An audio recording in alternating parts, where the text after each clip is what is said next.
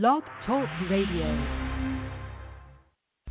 Here at ACO Radio, American Communications Online, or any affiliated stations or websites are not responsible for what guest hosts or call-ins may say. All programming is intended for informational and entertainment purposes only. Hello, world. This is TJ Morris, and you're listening to TJ Morris CT Radio with American Communications Online. And today we are introducing our Ascension Spiritual Tranquility with Richard T. Knight, our pastor of our Georgia area in the United States of America. And we welcome all you folks out there spinning around smartly on the planet, in this world, and in this galaxy, Milky Way galaxy, and the big universe among many universes. We have expanded as of 2021, and we welcome everyone that believes like we do, that we are immortal souls, and we come and go, and we are all about the worlds and the UFO and the ACO and UAV and all of that. That gives us a little edge on where we are in the universe with a lot of different groups. And we're going to share spirituality today. And I didn't get it up soon enough for everybody, but that's okay, because we're going to do something different today and introduce Richard T. Knight. Some of you may have heard him prior with me on a couple of shows, but this is an introduction of things that he may be able to share with us about Ascension, spirituality, and tranquility. And if I spelled that right, it looks right. I've got Ascension, spiritual tranquility. So I guess we're going to create that together. And I will put this out to Facebook and Twitter and all those places that I do my ACO Club spirituality. And actually, Richard, as a volunteer in a nonprofit for all of us, an unincorporated association, has agreed to help us organize all our groups and people out there. So I guess if you can, look him up, and we will hopefully be having a 2-hour show on Sundays again. We've been doing this since 2012. So I'm going to have to make sure, oh goodness, I've got to change this. I'm just doing a little from 15 minutes to 2 hours. I didn't catch that. But let me get Richard on here, and we'll see what Richard has to offer. He's known me about 3 years, I think, on LinkedIn. But Richard T. Knight, how are you today? Can you hear me? Yes, I can hear you fine, TJ. Or whatever synonym you would like me to use in addressing you, since you have 15 different names. Oh, yeah. Which is good. The more handles you have, the more galaxies you can operate in, as they say. I guess so. But, born Teresa Jeanette Thurmond, for all those of you keeping up in the human form. And we're working together in a lot of videos we've got out there. I hope you can tune into them. Teresa J. Morris, TJ Morris CT Radio. We've got a Psychic Network. And we're just going to help us in our spirituality and our metaphysical field and a lot of our various groups. So we're going to have to create this together, folks, with Richard and get other people on. But tonight I've got mystics, oracles, psychics, sages, seers. I've got introducing Richard T. Knight. Okay, Richard, so you've had a large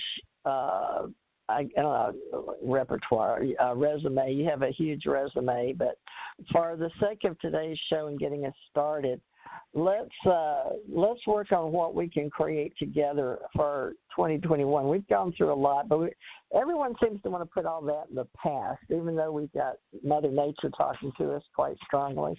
But where would you like to start? I'll let you just start talking about spirituality and tranquility. You had something in mind when you told me those words, and how we can move forward together with my ministry and yours. So can we both agree we're both empaths? Let's start there.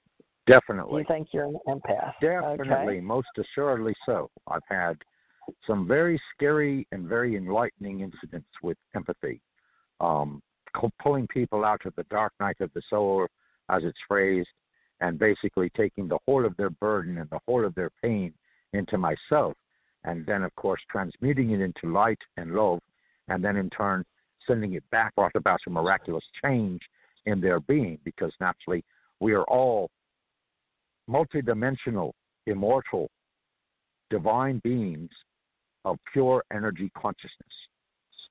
And so that's the basis of our foundation, and that's the basis of our spirituality.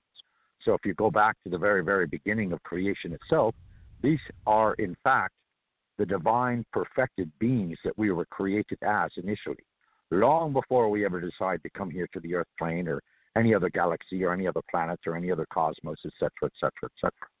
So therefore, it's crucial to understand that you are a divine spiritual being having a human experience, and not a human being attempting to find your spirituality. That's the crucial point and forepoint to the whole, succinct thing. Well, let's discuss some of these things, because a lot of people feel like they've been good. They don't understand why bad things happen to good people, including my children in their late 40s, early 50s, going through menopause. So it's very hard for them as women. But they're also struggling because as much as our world dualistic society, I know as we get above as ascension masters, those that have come and gone, and those that have lived before, that have found their past lives and are moving forward to be here now.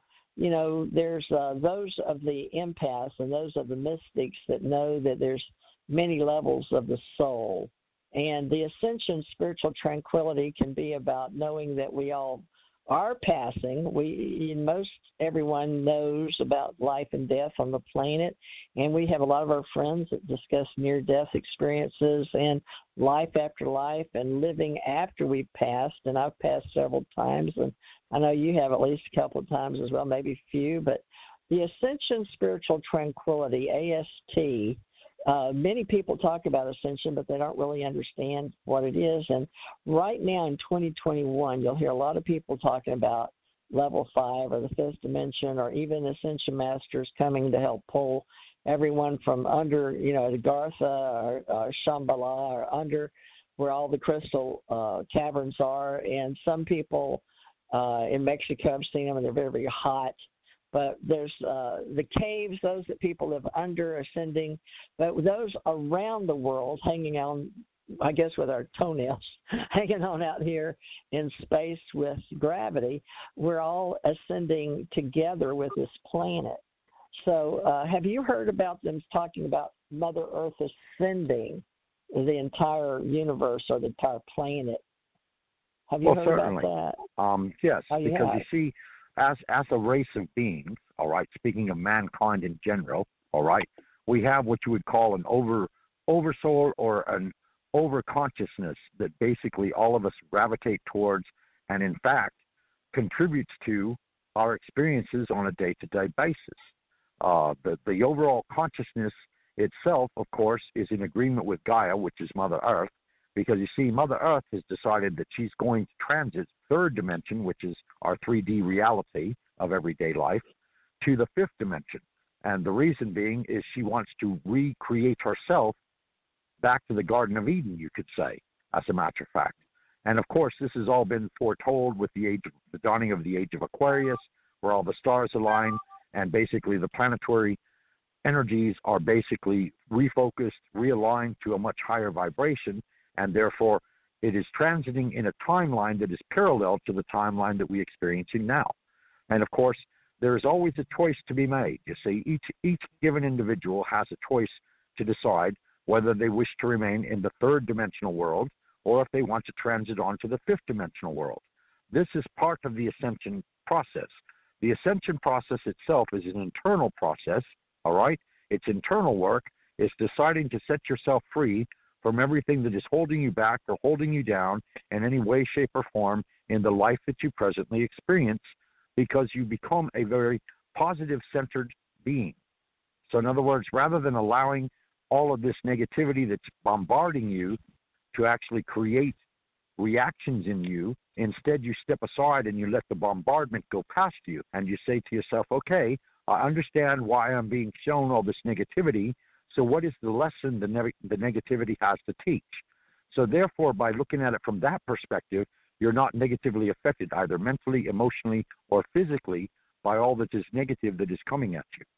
And therefore, in turn, you turn inward and you find by arising with your higher self or your divine self or any other platitude of words you might want to choose to use, basically it is your overself or your higher self and the connection between your physical self and your spiritualness or your spiritual being, okay? I don't like using the word soul. I see the word soul as being nothing more than the personality of the spirit, just as the ego is the personality of the human being. But this is semantics and metaphysics and all this kind of good stuff, and it's all good. I mean, it's neither derogatory nor negative of any kind. It's just a matter of identifying what you choose a word specifically to mean.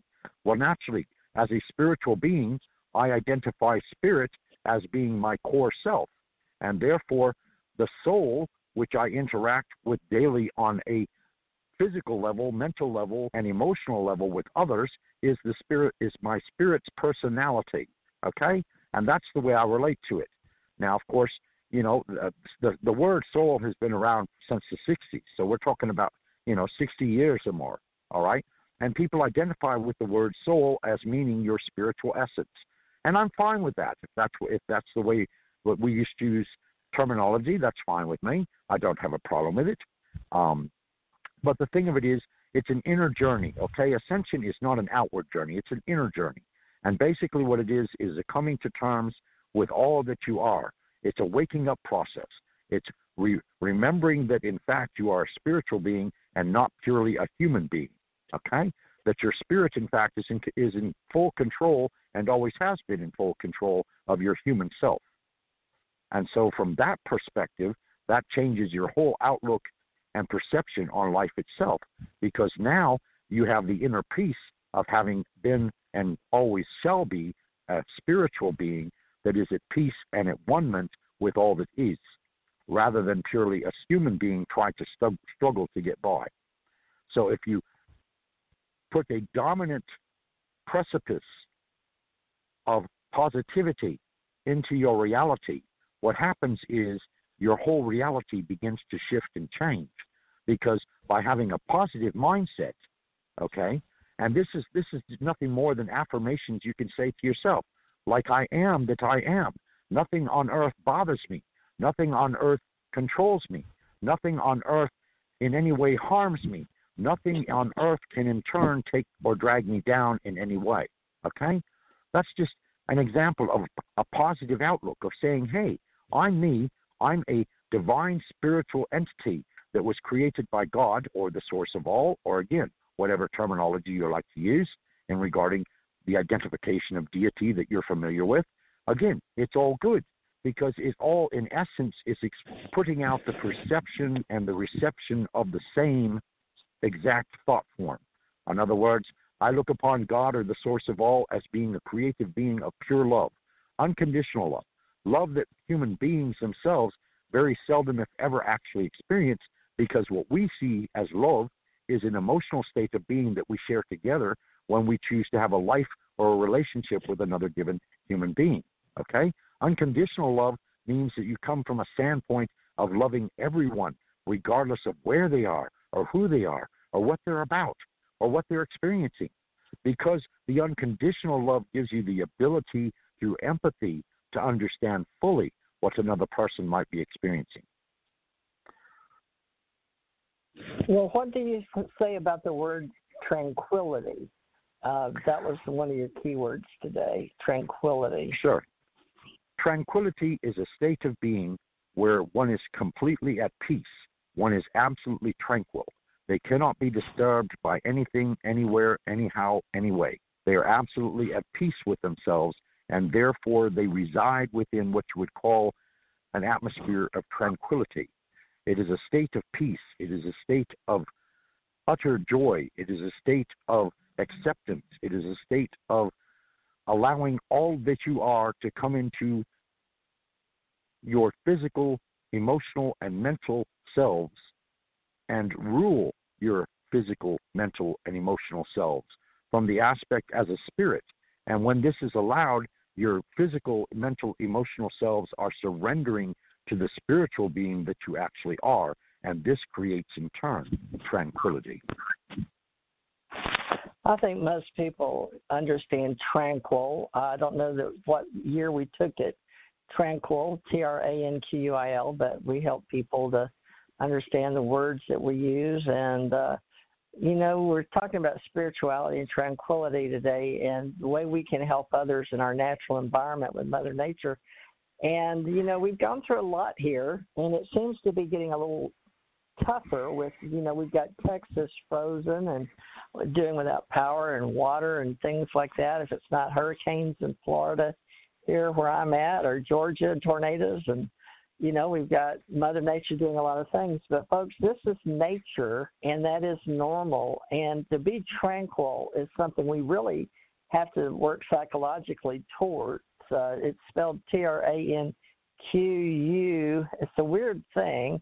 Tranquility, UI, it says with two L's, but it also shows one L, and the religious writings of Buddhism, tranquility, and the enjoyment, health, and it's exactly what he said, being calm, serene, worry-free, and that's very hard when we're going through a lot of ups and downs in the world with anxiety and depression, but based on how we're empathic, which we started the show with, is being an empath. And so if any of you out there want to share who you are and join us, we've already got a couple of people here, Richard. But we're going to talk today, folks, and have a round table with Richard T. Knight giving us Ascension, spiritual, and tranquility, and what does it mean to you, and how are, somebody said, oops, they wanted a reading. I can tell the ones that want readings because they fall off. But let's see what 959 has to say. Hi, 959. You're live and on the air with Teresa, TJ, and Richard T. Knight today. How are you today? Hi, how are you guys doing? Good. Who we're you? doing Where fine. are you calling from? I'm calling from Connecticut. In Connecticut. Okay. I don't And how are recognize your conditions voice. there? Yeah, what's the Sorry, weather say that like? again? How are your conditions? I mean, are you have a bunch of snow or sleet or ice or any of those drastic things? I feel like, yeah, we have a lot of snow this year, a lot more than last year. Last year was unusually quiet. I guess you could call it a, snow drought. This year is like just consistent snow and really cold. Okay. And what's your first name? My first name is Staysel. Oh, you have called before, haven't you? You've got a different name, Cecil, right? Yeah, I don't remember, but I know it could have been a long time ago. Like, I should kind of start looking through Blog Talk, probably like a year later now. Well, Yeah. spell your name for me if you don't mind. That way I have a full understanding of what it is you're pronouncing. It's like Stacy, but it's, Okay. It's really C-I-L, but no Y, it's just the I-L, so it has the soul, like soul on the end of it. Yeah, so it's like Stacy. Interesting. Yeah. A most unusual name, for sure. Yeah, my grandfather, I never met my grandfather. My grandfather has passed away like 2 months before I was born. He was the one that asked that I was named that. I don't know where he came up with that name. I just know that he spoke maybe 12 different languages. Okay. So I'm assuming that he somehow just figured that name. I've always had, even teachers. They're like, I had so many students over the years, and they're like, I never heard that name. So you've given another say. Do you have a question for us, or do you want to share with us your state of being, or exactly how can we help you by calling? I don't know if you guys are doing readings, or, I'm not sure, because I just randomly just popped in without even listening to the whole show. I was just wondering about something that's been coming up that I've been waiting for 8 years.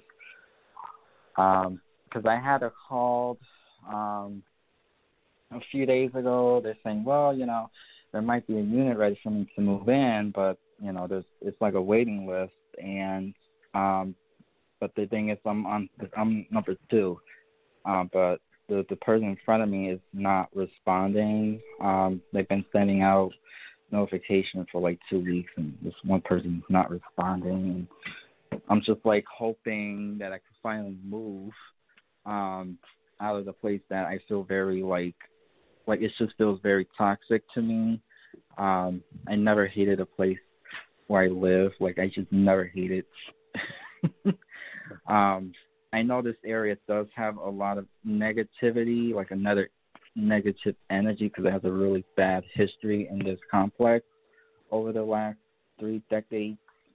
I just don't like it. I feel like this place is like cursed or something. Oh.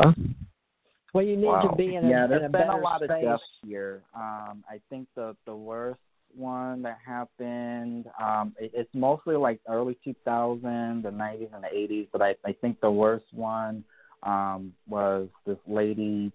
I guess this lady got upset with her boyfriend. She burned him alive, things like that.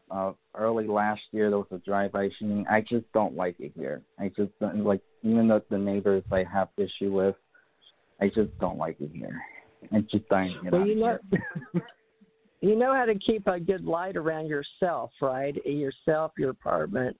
You know how to do all of that, right? And expand your consciousness to protect yourself with your higher self. We do that white light bubble. Do you know what I'm talking about? You spread from inside your inner self. And also, I would suggest you clean your apartment and, put a little sage by the front door. That always helps. You can smudge it yourself. Do you know all these little rituals that we use to help ourselves? Yeah. I have sage in the house. My partner had felt like there was some present in the house. I don't know if they died in the house because I don't know. Like, I know something did happen here. Like, for example, like, I don't know why they never remove it. I didn't notice till the next day after getting a tour of this house, like, I have a metal door in my kitchen door, and it still has like 2 bullet holes. I don't know if somebody died there. I don't know. Because I don't want to say it's haunted, but there's something, Well, it sounds like you you definitely need something with it. Yeah. Yeah. Go ahead, Richard. Tell him about candles. Well, I was just going to say, go ahead and put some green tape over those 2 bullet holes for healing. This heavy green tape, like you know what I'm talking about. It's like a masking tape. But you need to make sure but you need to bless them. Do you have are you a mystic or a oracle or a psychic, sage, seer, shaman, anything, pastor?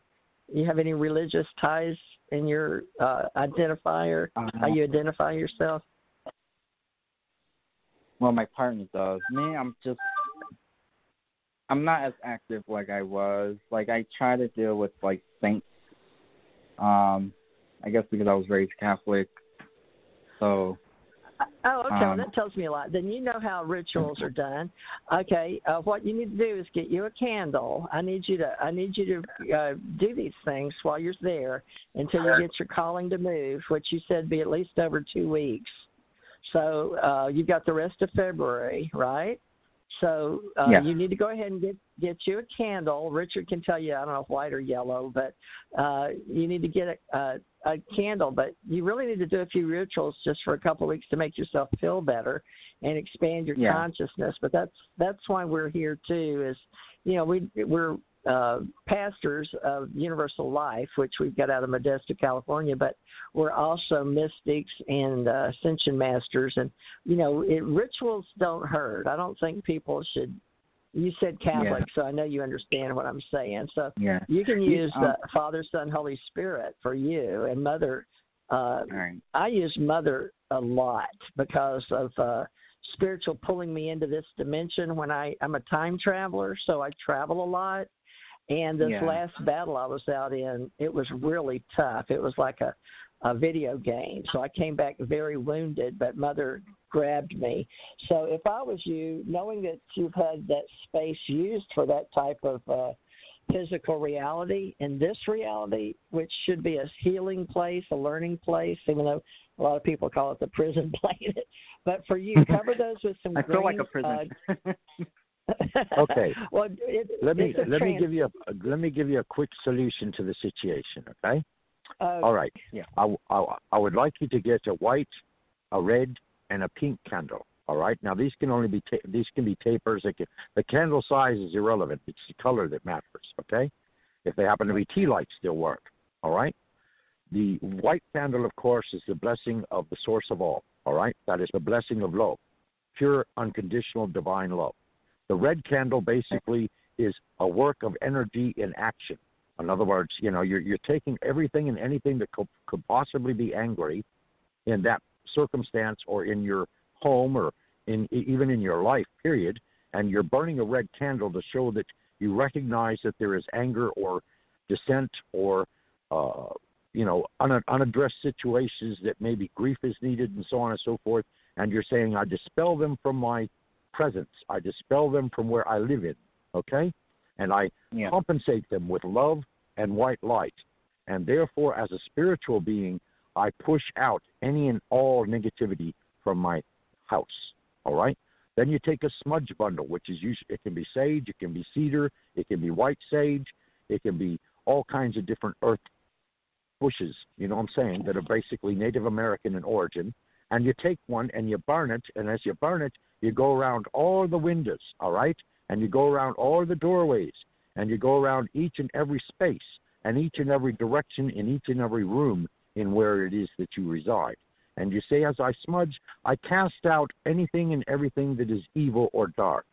You cannot reside here, for I am a being of light, and I send you now back to where you came from. And it's as simple as that. Okay. That will help. And yeah, that will definitely help. In this time, in 2021, we're going to be talking a lot more about rituals and peace and serenity and how we can help ourselves.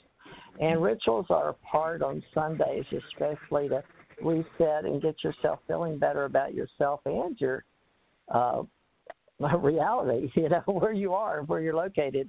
And you said you're looking to move, but in the meantime, you've already discussed things that I could tell could make you a little anxious.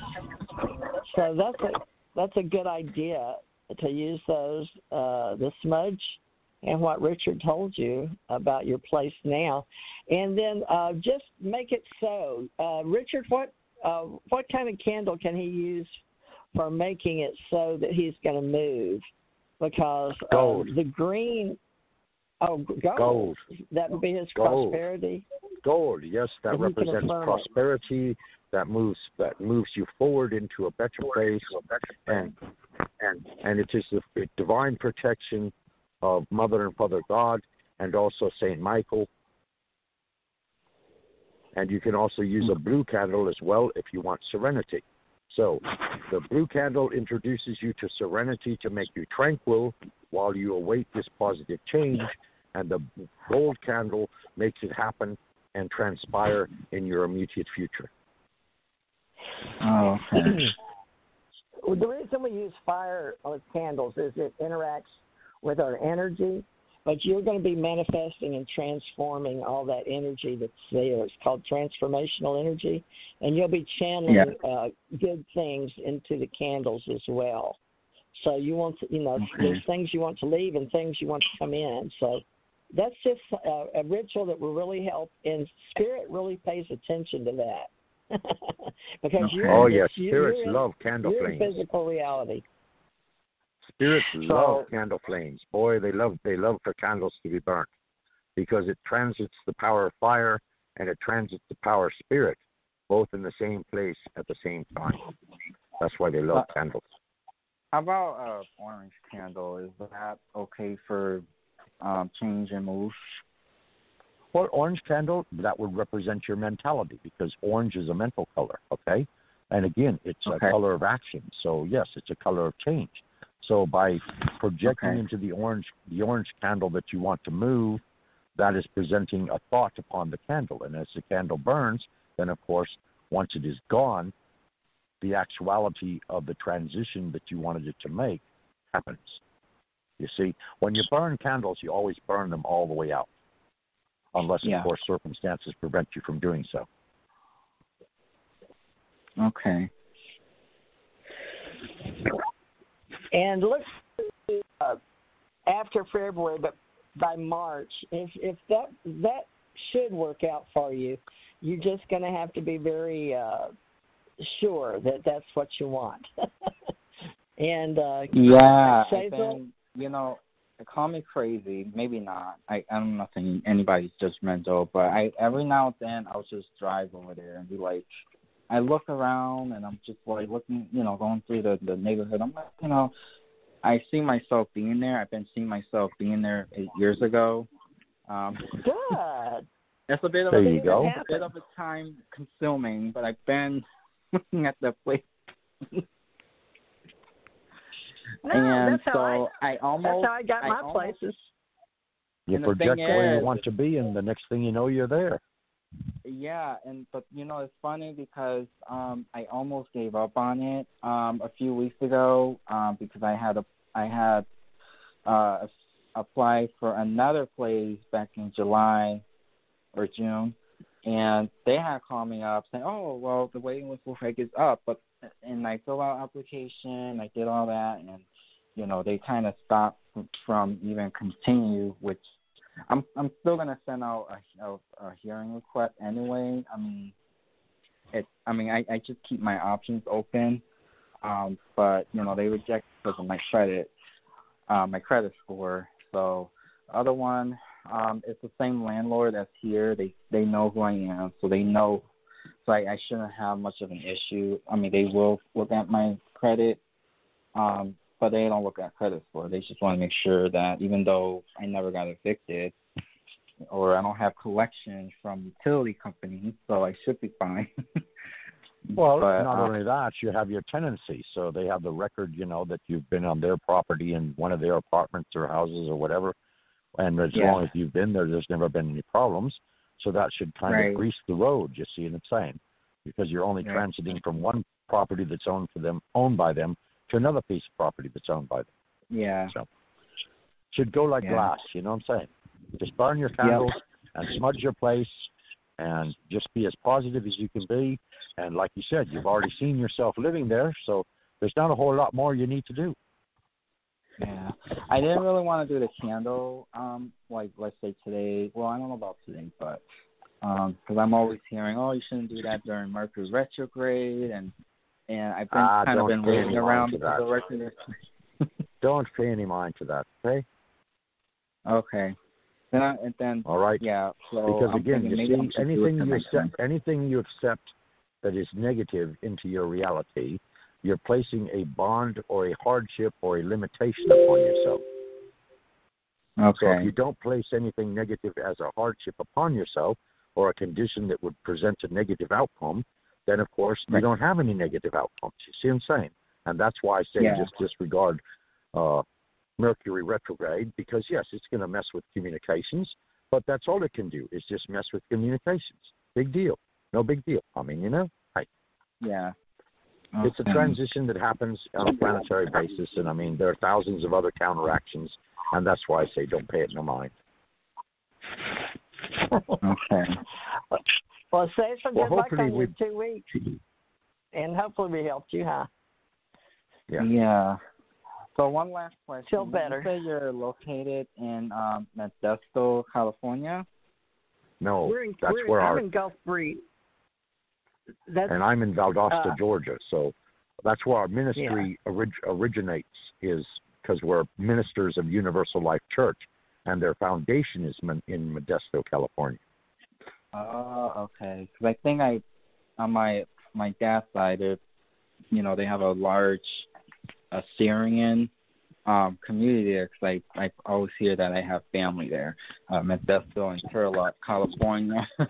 I'm like, wait, you guys are from Modesto? Yeah, but I never Actually, I'm from. I always hear. Actually, I'm from Santa Monica, so I'm a California native originally, but I've lived all up and down the state, and I'm very familiar with where Modesto and Turlock and the rest of it is.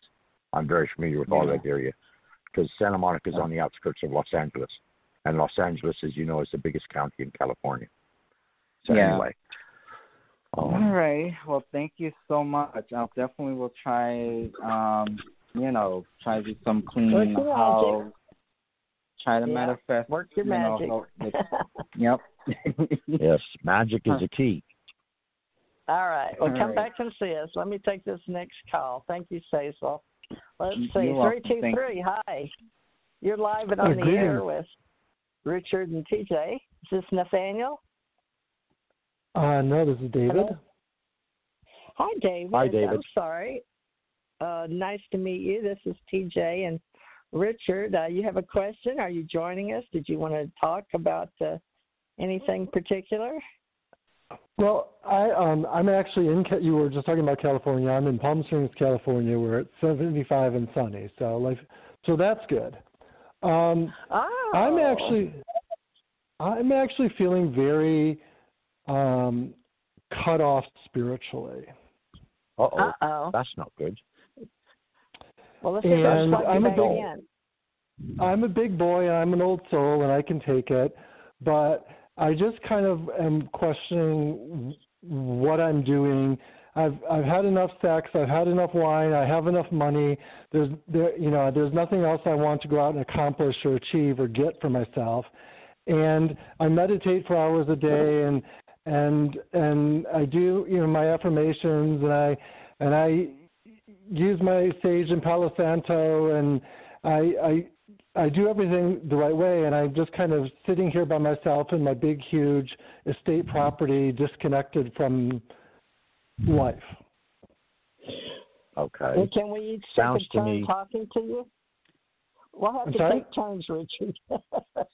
Yeah, Richard, by all means. This is the first time Richard and I have worked together, so we'll take turns talking to you. But let's get you established with the Ascension Center here that Richard and I are doing, and welcome you into a support group, if you don't mind. I've been here since 2012, and Richard, this is his first time, so this is good that Richard's here, isn't it, Richard? I mean, I feel like you should know Richard, and Richard, make sure that we get their names and phone numbers, and then I'll usually start and then ask Richard to help. But since Richard was already on here when you called, I snapped the button on him. Richard, you want to go first and talk first? Well, sure. Sure. Okay. Not a problem. I'll mute. All right. Go ahead. David, I feel that you've trapped your own energy, okay? And that's what's giving you your cutoff feeling from the universe or life or anything else, all right? When a person traps their own energy, it means that they have internal issues or emotional states of being that they need to examine and work through. And that as soon as you work through these emotional states of being, then in turn you will become free and you will feel connected again. So I don't know if you've been traumatized or if you feel that you were wronged in some way. Whatever it is that is emotionally upon your heart is what's making you feel alone and cut off. So you said you already meditate and you already sage and you already smudge and all that good stuff. So you have all of that going on, and yet are you actually physically alone in the home where you're at? Or? I am, yeah. Okay. Are you looking to draw someone into your reality that would in turn create an interplay with another person? Not necessarily. I'm not yearning for anyone, no. Oh, okay. All right. Have you been traumatized recently, or have you ever experienced in the last couple of years an emotional upheaval of some kind? No, not at all. It's been quite the reverse. I mean, I led a huge life. I was on Broadway in my 20s and made tons of money, and I did coke with Liza Minnelli, and I dated Mia Farrow, and I led a huge life. And went to Hollywood and was hugely successful, and I came out, and I bought my house, and my whole life just disappeared. And it's not from trauma. It just all went away. So since COVID's happened, literally not one person has called me for a year, except my gardener and my pool guy. Right. So it's like everything just stopped, and everyone departed my life. The guy who'd been cutting my hair for 5 years disappeared. My dentist disappeared. And I know that weird things are happening because of COVID, and I'm not really kind of attached to that because I'm not out in the world, and I don't have to work or deal with all of that. But my whole life has just disappeared, and it's not from trauma. I'm just, I'm fine. It's just, and I'm fine. I'm not whining. I mean, listen, I have a beautiful house. I eat my organic food. I have my food delivered from Whole Foods. I mean, 99.99% of the people would kick me in the head for complaining about anything, and I get it. But the point is, I don't know. There's no point. I mean, it's been years now. I mean, I'm just completely disconnected. Well, are you on social media of any kind, like Facebook or any of that? I've never been on Facebook, not once. All right. Would you like? I mean, that's an outlet of reaching out to other people. Creating a network. Yeah, I was aware of it when it was starting, and it was, I was asked to be a part of it, and I always had a bad sense about it. And, if that's what created Trump and QAnon, I have no interest in it. Oh, I know. Okay. Well, be sure and give us your number, in private or whatever, so that we can reach out to you one-on-one, you know what I'm saying? Or you can get my number from TJ. She's welcome to share it with you. We can do emails and we can do phone calls and so on and so forth, because it sounds like, I don't know how to put this really. It's kind of a lack of words, other than the fact that it was like when you moved into the house that you're at, you kind of shut the door on the life that you once had. And I don't know specifically why a person would do this unless they were going to go on a sabbatical or something, you know what I'm saying, for a year or two. And I don't see you doing that deliberately by any means. So I don't know. There's some kind of higher calling going on, maybe. I mean, that's the only thing I can reach out towards, because I mean, like you said, you have everything that you need in physical life, and you've already done everything in life that you wanted to do as far as expressing yourself. But now you find yourself that you're completely content into where you are, but at the same time, you lack any kind of sociability. Right, and it's actually not the sociability that I'm frustrated by. I mean, listen, when I do go out into the world, I'm generally embarrassed by most human behavior, but I'm actually kind of I'm ready to go. I'm ready for another reality. I'm not ready for another dimension. I'm ready. And yet I'm being definitely kept here. A quick example, I'm not a suicidal guy, but a couple years ago, I was cutting vegetables with my beautiful German chef's knife that's 8 inches long. And I just was in my kitchen, and I said to whoever was listening, I could stick this in my stomach right now and leave. And a voice said to me, you could try. Whoa. Wow. So, and I've been in situations where there were cars crashing all around me and I didn't crash, literally physically removed. And I mean, I've been there where there were fatal car crashes, and mine was the only one that didn't crash. Cars crashed all around me. So that would imply of course you're protected. Yeah, that would imply you're protected. But it doesn't make but it doesn't make sense because listen, in my meditations, in my prayers every day, I say, use me. I mean, the worst thing I can imagine is having to move to Omaha and be a hairdresser or a mortician. But it's if that's really what I'm supposed to do, so be it. But it's been years now, and I don't get any signs. I don't get any direction. and I have nothing else to do.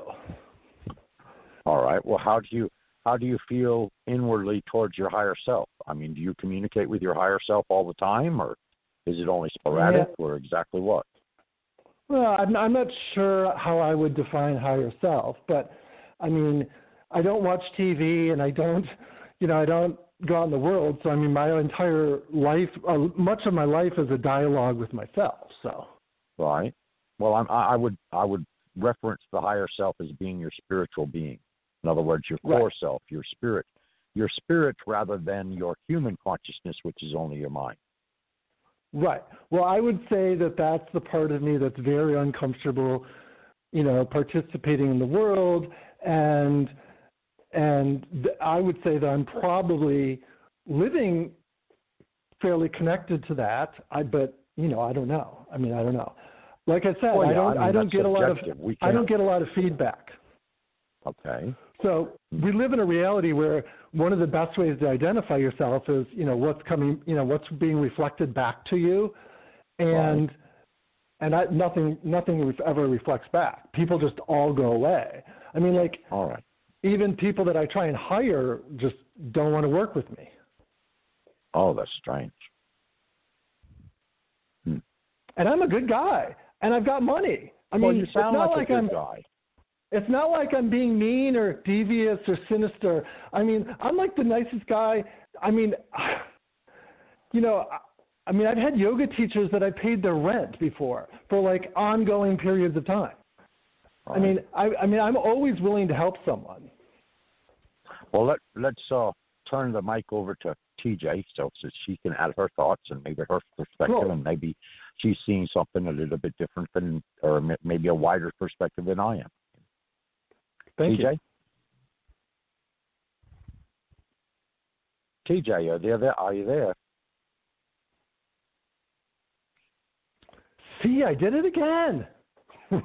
No. You can't possibly do that. It's a joke. She's a host of a radio show, so I mean, I would hope that she's still there. Hopefully, she hasn't been abducted by some alien. I was here listening the whole time. My phone went to that little red thing and said back to call. So can you hear me now, Richard, David? Yeah, we hear you plainly. We hear you plainly now. Okay. I don't know why my phone does that, David, but it does. It's things are changing rapidly. I work in cyberspace culture, David, and I totally invite you to join me because it's a wonderful place if you make it so. And don't go into the dark, drab, hacking areas or get into the deep, dark conspiracy theories or the world's coming to an end, doom and gloom. But I do my best to do communications with other humans such as yourself. But it sounds like to me that you're like me. You're only here temporarily. You're visiting this planet. And for me, it's healing myself because I do so much work in the other realities, knowing this when I go to sleep. So first of all, I'd like to know, how is your sleep pattern? Do you sleep properly, 8 hours? Oh, no, my sleep is always rotating. So, like, sometimes I'll sleep at night, sometimes I'll sleep during the day. I sleep well, but I don't sleep consistently. All right. So the first thing, as a life coach, because that's what I'm told I am, I wrote books on being a life coach, but that's just because I needed help. We always write about things that we need the most help with because we're all students and teachers. So how do you feel about teaching other people, being on the planet, but about who you are and what you are? Because you haven't written a book yet, have you? Well, not in this lifetime, but no, I mean, I have nothing to teach. Well, surely you do. Anybody that dated those famous people, what about memoirs? Oh yeah, I'm not going to, I mean, listen, I shouldn't have even said what I said, but yeah, I mean, no, listen, that was good, I mean, David. It shows that you've been out there. You were trying to make a point that, right. What's going on now. But my point was that I've lived. I mean, it's not that I'm like cowering in the corner. Right. I get that, David. And I had a friend, David, and he was working with Ron Howard and Brian Grazer over there as a producer. He's passed on. But he was working in gematria a lot, and but yet he couldn't get. He had that same feeling. So emotions are very important. You have your mental, physical, spiritual, emotional bodies, right? Your mental body. And right. You know you're here for a reason, and you know that you're special because you've been in too many positions. Let me ask you this, because I've actually died and gone to the other side a couple of times. How about you? Any near-death experiences that you, I mean, sure, you got an epiphany. I almost died a couple of years ago.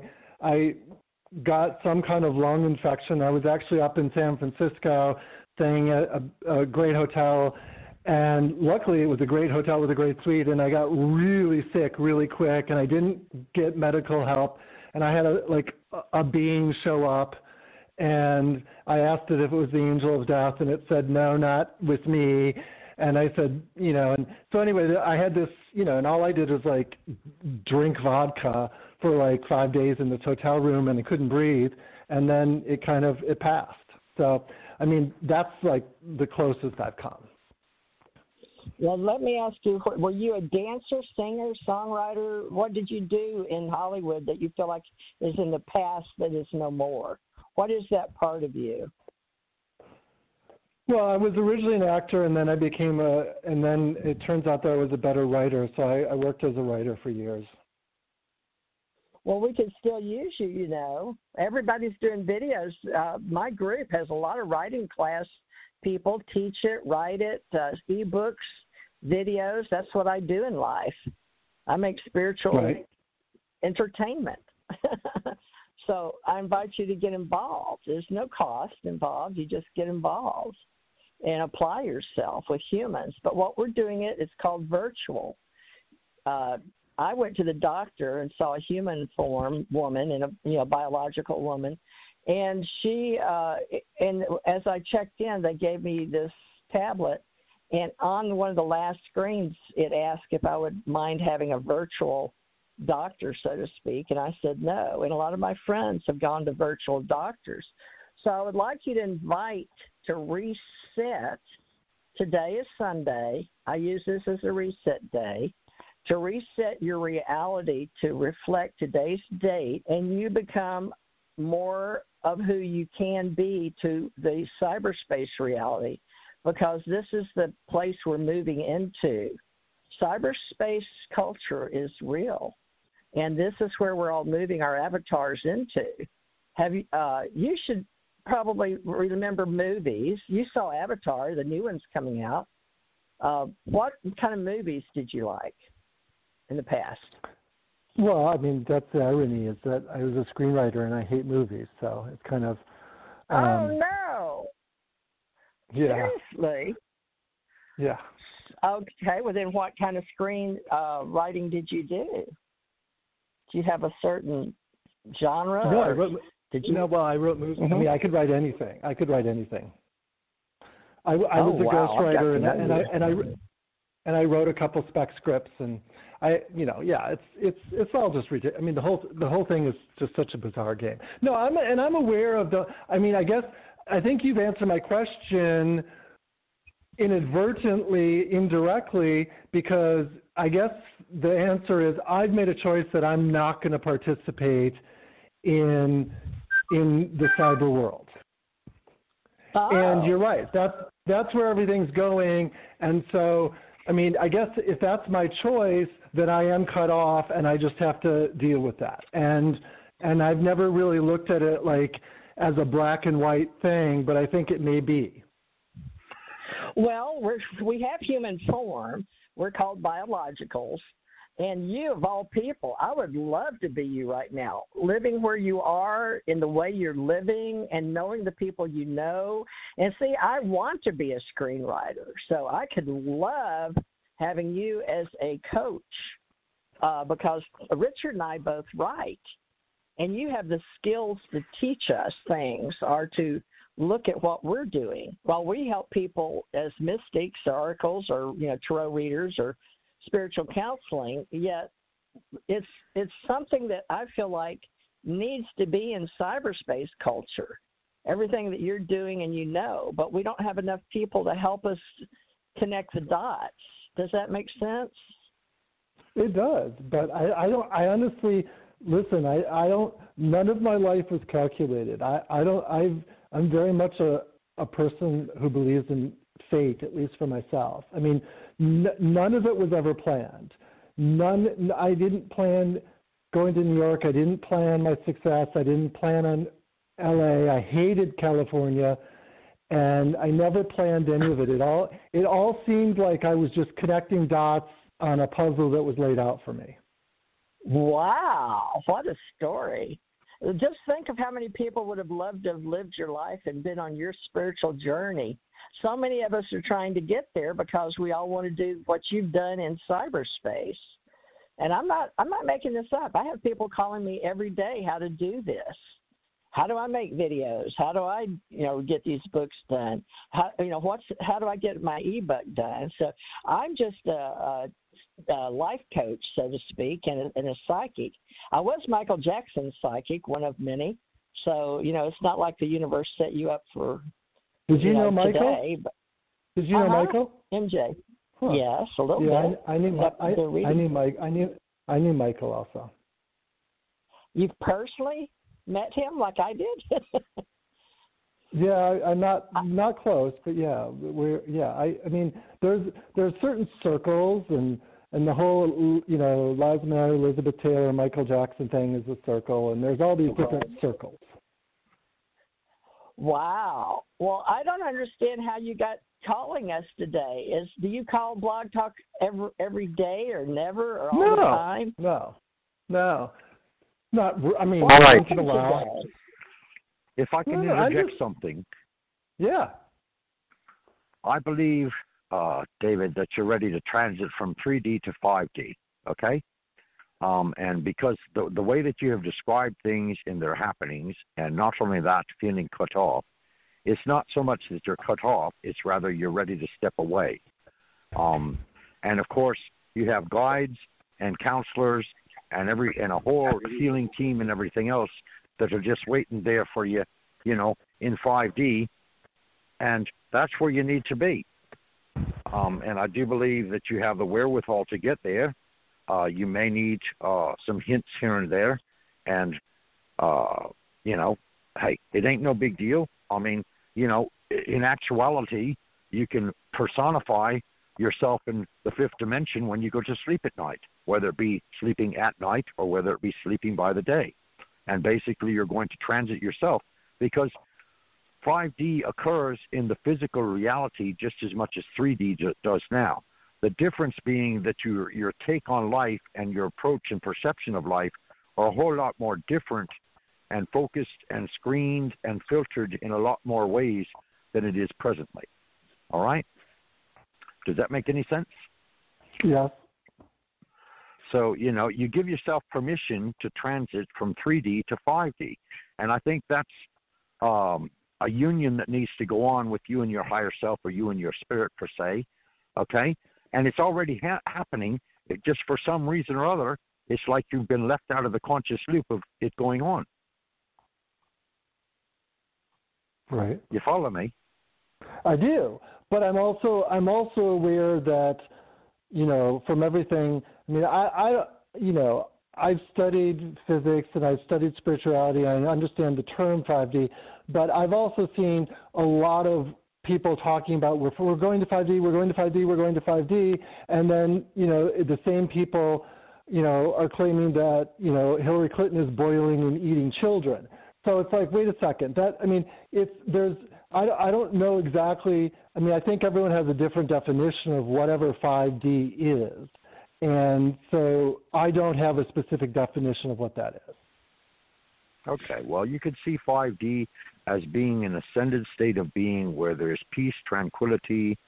There is no need to communicate verbally, because all it is intuition and telepathy. It's a state of being 2 levels or dimensions above where we are now.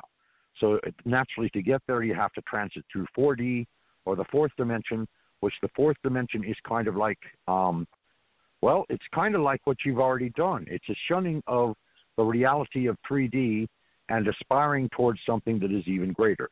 And then once you reach 5D, 5D is a perception of unconditional love, and a connectedness to Source.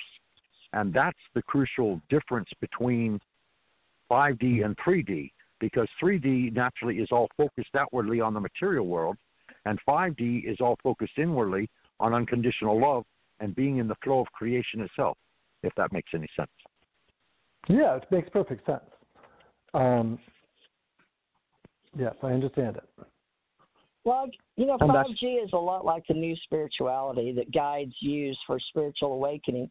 But Mother Nature has one level. But you are right, David. 5D is like 5G. It depends on who you talk to, because it can be your heaven or hell, depending on the journey you're on and how you experience life. Right, and I have to say that I've met a lot of spiritual people who claim to have spiritual mastery and who claim to live in bliss and live in their ascension, and they're living in a reality, but they're living in a reality that I don't want to be a part of. I get that. And I get that a lot. I mean, understandably. Yeah, I mean, these people that are just permanently like, oh my God, I love my God, and God, everything is great. And I've actually had people look me in the face and say, I don't believe in anything negative. I'm like, what about that person laying in the street who can't afford to eat? That's not negative? Add some logic and realness. Well, they're still in this reality. Psychologically, with reasoning, you get where this is the overkill that I think a lot of what you call that Hollywood stuff if you tried to put behind you, is the fact that there's something about us that tends to go too far one way. So that needs to be balanced, and I'm sure you've learned that. Don't judge us all in the woo-woo because of some that are so far in the woo-woo, they won't come back to reality. Because I get strapped with that a lot. Absolute. Some of us are pretty grounded. I agree, and and you asked why I called. That's why, because I heard you both talking. I was like, they're interesting and thoughtful and soulful. And I was interested in how the conversation would unfold. That's why I called. Nice, David. But how did you hear us? Where did you hear us? Where did God put us out there? No, I was just scanning through Blog Talk, and I was like, spirituality, and then I wasn't, your show. I looked like it was like a half hour in, and I just. I was like, I liked what you were saying, but I also, like I said, it was intelligent and thoughtful and considered, and so that was what drew me. Like, for instance, make Richard feel good, huh, Richard? This is the first time, David, we worked together. That's why we kept walking over each other. Oh. This is our first time. Well, this is our first time. So I think you should be here. I think it's a good team. Like the last time I listened to a Blog Talk program, this woman was calling a psychic and she was crying her eyes out. She couldn't pay her rent. She'd already given up her cat. She was going to lose her car, and her whole life was hell in a handbasket, right?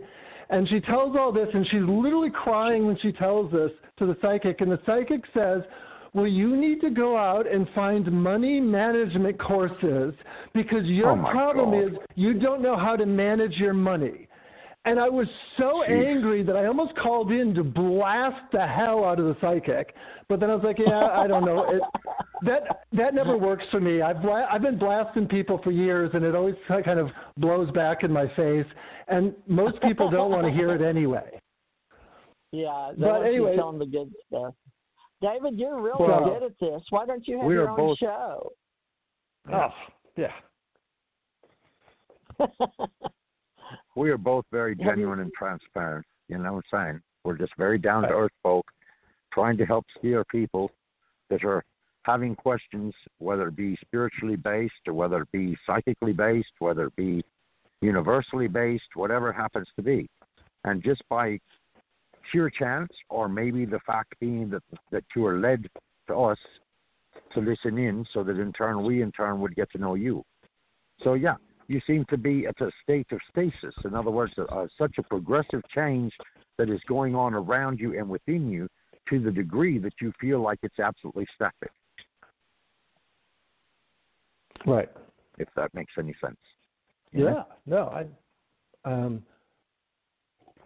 Well, I'd like to get to know you. You want to take a couple more calls? David? Yeah, go ahead and take your calls. Go ahead and take your calls. I've got your information, all your names and everything is on the Blog Talk page, so I'll reach out. Thanks. All right. Well, I enjoy hope you your come evening. Back Yes, enjoy your evening. Please, and basically, definitely do reach out and contact us, definitely. Yeah, we would certainly enjoy some further interaction. David, all right, thank you so much for your time. All right. David. And, yeah. Me and Richard are making a club, ACO Club, online for people like me and you, and hopefully we can all meet one day. We hope to make it where we can meet once a year. But would you be interested in helping a spiritual, metaphysical, everything, but without so much woo-woo? I'm open to it, yes. I'm open to it, yes. You think about it. Sounds great. All right. So thank you for your time and everything. I really appreciate it. It was nice to connect, and all blessings, and I will reach out. All right. You. We appreciate you. Thanks. Ciao for now. Okay.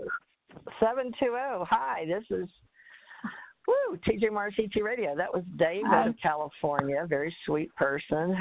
Hopefully he'll be part of our group. We are forming an ACO club today, and it seems to be working. We didn't advertise it, but 720.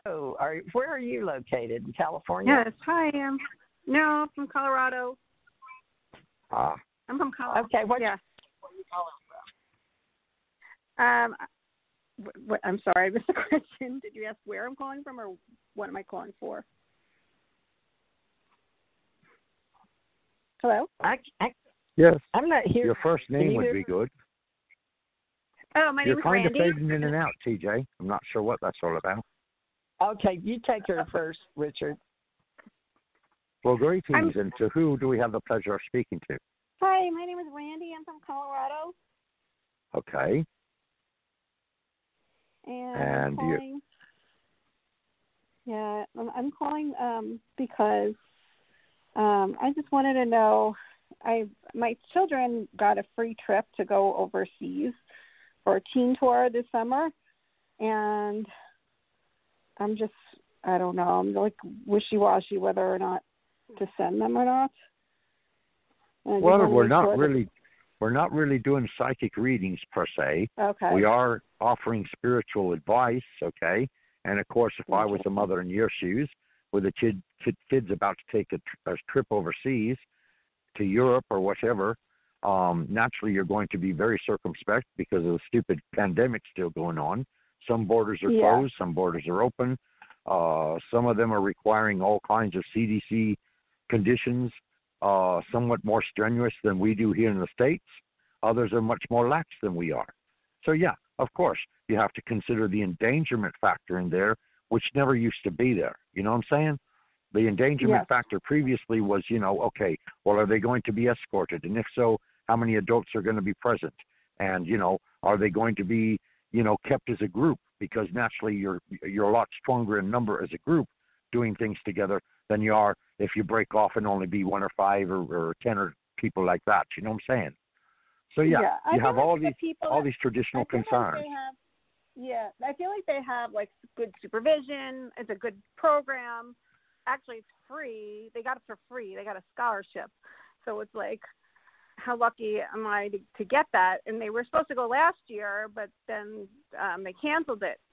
So I don't know if it's even, they're just going to decide next month whether or not it's still even going to go on. But well, yeah, I think you're anxious. If they get COVID and they're overseas, I'm going to freak out. I'm like, I just want them to be with me. Like, part of me just wants them to be with me, but like, this is a huge opportunity. So well, how old are they? They're going to be 18 this summer. Okay, so they're very close to emerging as adults, or coming out of the cocoon into butterflies, basically speaking. Correct. Well, I guess you could always inquire and ask, that, hello, you're expressing concerns because of COVID conditions, and if there might by chance be a way in which you could also transit with them. I mean, after all, it doesn't hurt to ask. The only stupid questions are one never asked, right? Mhm. Yeah. So I mean, that would placate all of your concerns, because then you'd be Johnny on the spot, and you'd be part of the group, and you'd be right with them. So you see, then you wouldn't have all the concerns of being left out and in the dark and not knowing what's going on and having to rely on international phone calls and all this kind of craziness. And like you said, the COVID thing, I don't know. You can look at COVID from 50 different ways. Some say that it's just a big hassle and a big scam, but yet at the same time you have all the people that have died from it and all this kind of stuff. So you're kind of cut in the middle with all kinds of swords and spears facing at you. You know what I mean? Yeah. So, you have to deal with reality as it presents itself, all right? So I would definitely look into the possible opportunity that you might well be able to accompany them, and that would allay all your fears. You see what I'm saying? I and don't then, of think course, I can accompany. I can't go with them because it's too expensive. Well, I mean, would they also provide possible, accommodations for you on your behalf? No. So in other words, this is strictly a thing where they have to travel. All right. Well, then of course this is for the teenagers. Yes. Right. Well, my best advice would be this. Okay, take it day by day and see if in fact it actually pans out, or if in fact it gets canceled once again. Because unfortunately, this pandemic is alive and well, and of course, the majority of the world are taking it very, very seriously, and as they very well should. Simply because we have all these deaths all over the world. You know what I'm saying? And some have gone to full lockdown, and others have gone to other phases, and so on and so forth. And of course, unfortunately, none of the countries of the world are in full agreement as to how this thing should be treated. So, with that said, I know I'm not really allaying your fears, and of course, you're going to remain anxious to see if in fact, it pans out or not. And like I said, my best advice would be neither to project it happening nor not happening, but rather to be neutral in the middle of it. And therefore, when it does come to happen, you're not anxious and you're not overly concerned, other than, of course, you can't very well walk away from being the mother you are. You know what I'm saying? Yeah. But they're also about to turn 18, and they're amongst their peers, and they're well supervised and so forth. So if it does go forth, then I think you are worrying excessively. You see what I'm saying? I am worrying excessively. It's true. And you need to. And what you could also do is reach out to the leadership and get more confirmation, by the leadership of exactly, how well escorted they're going to be, and exactly where they're going to visit, and exactly what kind of itinerary they have, and everything else. Because as a parent, naturally, you're entitled to make those kind of inquiries, and I'm sure they would welcome them. Right. Okay. Thank you. You're welcome. Now, is there anything else we can help you with or address? After all, our topic is spirituality and tranquility. And of course, I guess if I had to ask a spiritual question, I find that like every job that I have, I'm paired up with somebody who's really mean and just not nice. And I don't know why, because I'm a nice person. So I'm like, what is it that I have to learn that I'm like always with these mean people? Okay, all right. You may well be used as a catalyst of change, all right? In other words, if all of a sudden you find yourself surrounded by mean people and you're a very positive person, you're actually reflecting a example to the mean people of what they should be instead of what they are, all right? And then, of course, on the opposite side, they're reflecting back to you what you would never, ever prefer to become. Sure thing. So basically, when you're presented with negativity, of course, the best thing to do is to ground, center, and step back so that the projected negativity goes by you instead of colliding directly with you. Does that help? Well, yeah, I'm an empath, so I feel like I'm. Oh, goodness. Then you need to put your shields up, darling. You need to put your shields Yeah. up. Because I can't walk into a hospital without seeing spirits of the dead and having 15,000 people all climb on me and wanting, this kind of attention and that kind of attention and all this kind of thing. So the way I deal with that situation is to put my shields up while I'm in the parking lot. I ground and I center and I carve forth shields of St. Michael and St. Raphael and, of course, the Holy Spirit and God and Goddess and whatever else, whatever your worship or any kind of deification that you identify with, of course, you would summons before you enter that situation. Well, of course, you can do the same thing with work. You know what I'm saying? You can project nothing but positivity at work. In other words, you can say, well, today I am going to have a beautiful day, and there's not going to be any arguing, and there's not going to be any negativity, because I won't allow it into my reality. And you will find if you do this consistently, what will end up happening is the most negative people that tend to confront you will actually be pushed away from you. And because they're being pushed, the conflict won't be allowed to transpire. Well, again, you see, it's a practice of perception, okay? Before I go into the hospital, I put shields up and say, okay, I am surrounded by gold, white, purple, blue, and green light, okay? And that addresses all of the different spectrums and colors and what they mean significantly. Of course, the white light is divinity. The blue light is calmness and serenity. The green light is healing, so that projected outwardly, these people are met with healing, okay? As well as anything they would project towards me as an empath, it is automatically healed before it reaches me, okay? Then, of course, purple light, of course, is spirituality, okay? So you want to become an embodiment of spirituality. In other words, if they are trying to darken your light by consistently bombarding you with negativity, then all you got to do is call more light forth. Okay. Because they can't put out a light that's too bright for them to handle. And you'll be surprised. They'll be repulsed by your light. Okay. All right. TJ, you there? Yeah, can you hear me? Yeah, we can hear you. Sort of, kind of. Oh, all right. Well, anyway, our guest is this lovely Randy from Colorado. I didn't get to hear. My daughter came to the door. Oh, you can hear me now? Yes. Hello? I can hear you. Good. Can you hear me? Yes. Yeah, I hear you fine, me? TJ. Oh, okay, now I can hear you. Okay. Anyway, is this your first time you've called into this show? I didn't hear anything. Her name is Randy, and she's from Colorado. I don't Randy remember from calling into this show. Yeah, I don't know if I called into this show before.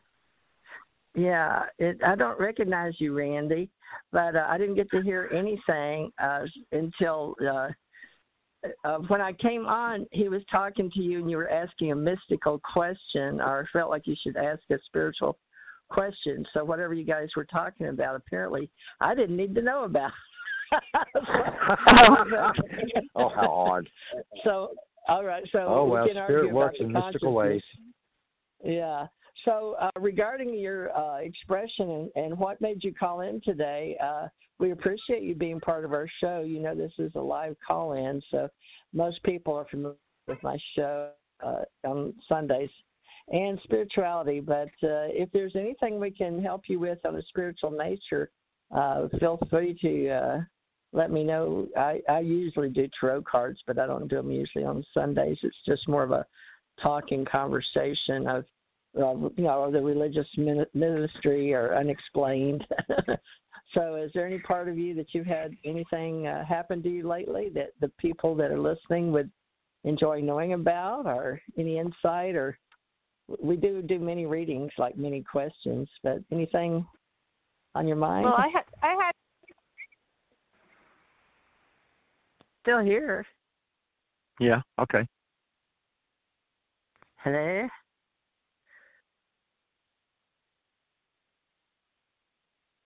Sound check, hello?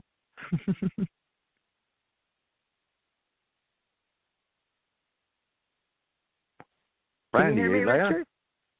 Yeah, I hear you fine, TJ. Is Randy still with us, or has she departed, or what?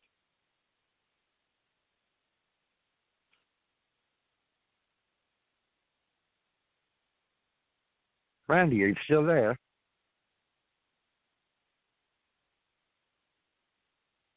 TJ, anything going on for your end? Hello?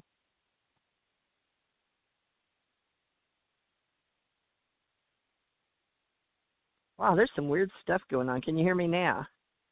I hear you just fine. Right. I'm wondering if Randy actually hung up or exactly what's going on with that. No, she hung up. Oh, okay. Well, see, I didn't even hear her disconnect. It was like all of a sudden there was dead air for a minute. So the board shows me who calls and all that. But right, I know how it's run. Yeah, she was talking and it dropped off. She was in the middle of air speech. So, but as long as you helped her, that's good. And so we didn't know we were going to help people today, but or talk to others. But we're that's just okay. Going with the flow.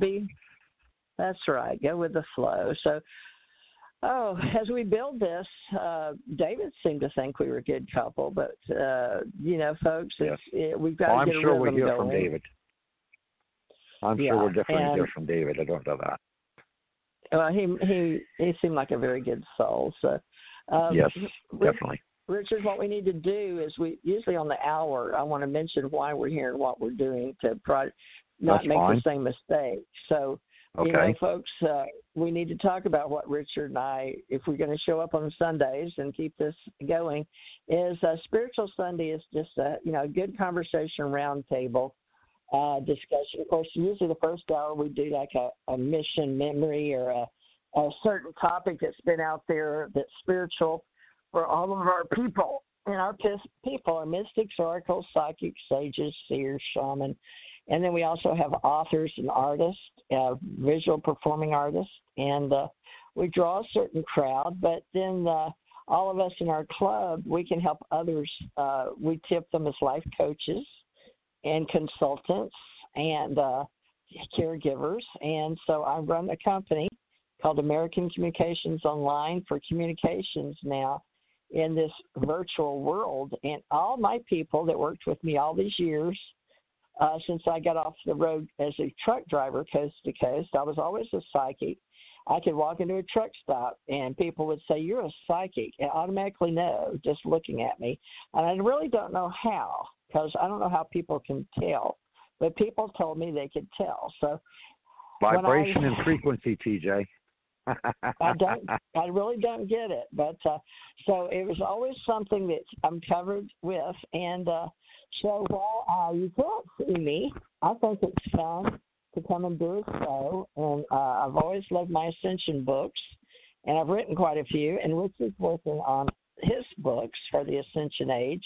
And this is an epoch in time where we're all working on who we are and what we're doing on the planet. So we invite you to join us and like us and help us here on Blog Talk. On the outside, it'll always be under TJ Morris ET Radio. You can call it Extraterrestrial or Entertainment Tonight, but I was named by Dirk Vanderploeg as a brand when he had me writing for UFO Digest. And then we've got this ACO Club that I've put Richard's name out on YouTube under ACO Club, if you'd like to look it up. So RT Knight, Richard T. Knight. And hopefully we're going to grow this Ascension Spiritual Tranquility together and hopefully build us a nonprofit for our Ascension Church Ohana, which is really a mystery and metaphysical type of church. I don't want to claim any type of one religion, if you guys don't mind, under Ascension, because it's really more of a philosophy that you believe your soul is immortal and you're raising from the 5 levels, they say, here at the planet. But, in the old Jewish Kabbalah, they have 5 levels of the soul as well. I don't know if any of you study that, but it's a lot of fun to study what other people have journeyed on and written about. And you can find your own way. And I believe we're all on a life path. Now, Richard, let's talk about the spiritual journey and why Ascension Spiritual Tranquility today, of all days. Some people just tune into, like you said, the vibration and the frequencies. So you want to talk about the virtual mystery of why people cross paths? Because I find that very curious that you and I are working together today. Okay, well, this probably would be most useful information to the general audience as well. All right. I do believe, based upon the philosophy and conversations and experiences of Sylvia Browne, a very well-known, world-renowned psychic who actually lived in my neighborhood, so it was surprising that when she founded her original church that we didn't run into each other physically. But anyway, she saw things from the perspective that as spirit beings, okay, we come to like a table of agreement on the other side. Now, when I say the other side, that's to denote that there's a difference that we are in pure spirit form, and as compared to this side, where we're in physical form as well as spiritual beings. Okay? Anyway, we come to this place where there's all kinds of counselors and ascended masters and all kinds of different people from all kinds of different perspectives and everything else. And on this table is basically laid out a lifelong corridor of all kinds of experiences and all kinds of undertakings, and also amongst the various perspectives and so forth that are presented are pictures of given individuals, and underneath the pictures we determine a date and a time and a place that we will in fact meet those persons when we actually come into physical incarnation. Now, of course, we have no way of knowing on a conscious level that this is about to transpire, and heck, that would take the fun out of it if we did know. So anyway, it's kind of like a wheel of fortune, you could say, and you go through life, and in turn, you meet different people at different times, in different places, totally unexpectedly, and some you instantaneously know just by looking at them or just by hearing their voice, that in fact, you have known this person for a very long time, even though you know for a fact this is the first time you've ever heard of them, okay? And so these are all piled back to our contracts, as Sylvia would say, because basically when you're in spirit form, you feel completely invincible. So you sign up for all kinds of crazy experiences down here on Earth, and you have no earthly idea as to exactly what you're signing up for, but you don't care because you consider yourself to be invincible. Well, you get down here, and all of a sudden you say, oh, geez, why did I sign up to experience cancer? And you find out that you've got cancer, and you have to go through all the trips and all these other kinds of things regarding cancer. And, of course, during the contract, you also may have several exit points. Now, these are points in which you would find yourself at a doorway where basically you have a given choice as to whether or not you want to go home or not. And, of course, I say home, again, alluding to the other side, or what I call spiritual reality in the purest essence of conscious energy, and not a physical form of any kind, which I denote here in the third dimension or the 3D world or on Earth, okay? So, therefore, you can follow along what I'm referring to. So, again, it falls back to this contract table where we've signed up for all these different experiences, and we've also signed up hither, thither, and there to meet certain people at certain points in our lives in certain circumstances. And, of course, like I said, we have no conscious knowledge that this is about to transpire. Instead, it basically all unfolds before us, whether it be by radio, whether it be in person, whether it be by phone, whether it be by circumstance of having to attending the same meeting in the same place at the same time, or if, in fact, you go to meet someone and you all of a sudden recognize the house they're living in, and you get what you call a deja vu moment, in which you feel like you've already been there before, open the door, and you can already describe the inside of the house as though you've already been to visit. Now, of course, you play into that astral projection, and on an astral plane basis, yes, we all meet each other consistently on a regular basis while we're sleeping. But, of course, here again, we have, for the most part, there is no conscious knowledge of our astrally projecting to another person at another place and time, whether it be on the Earth or on the astral plane itself. So there are no freak coincidences, and I don't believe in chance, and I don't believe in fate, and I don't believe in destiny. The reason being that if you are a spiritual being and you are fully awake, you have the opportunity to change any and all of these, okay? So there is no freak meeting, okay?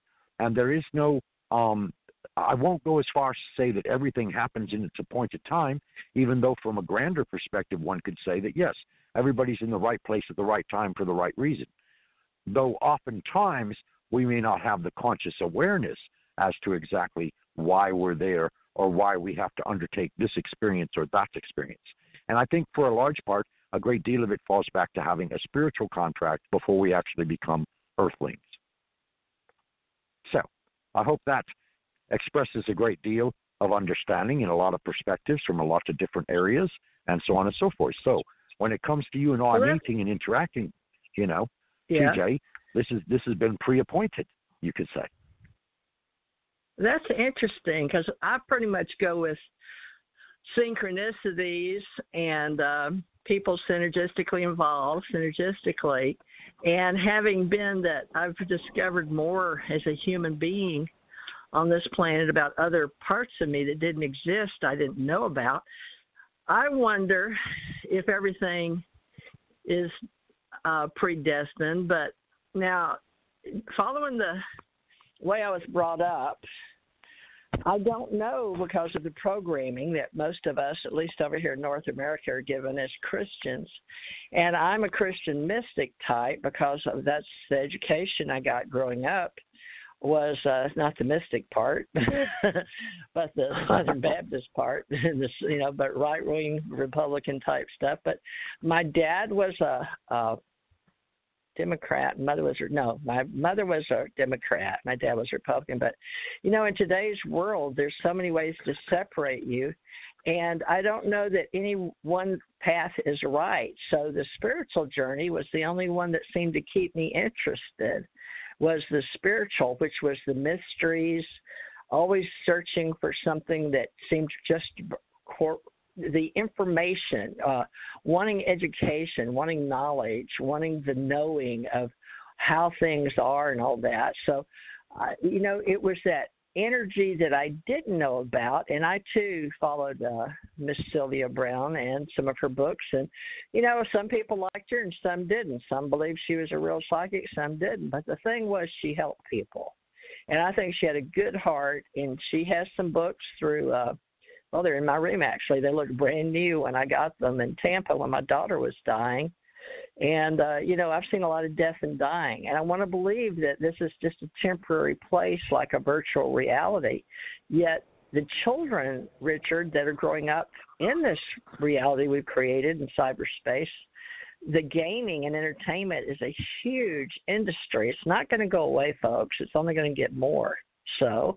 And, Hollywood, there's nothing wrong with the way that if you look at the history of America and Hollywood, they sort of go together.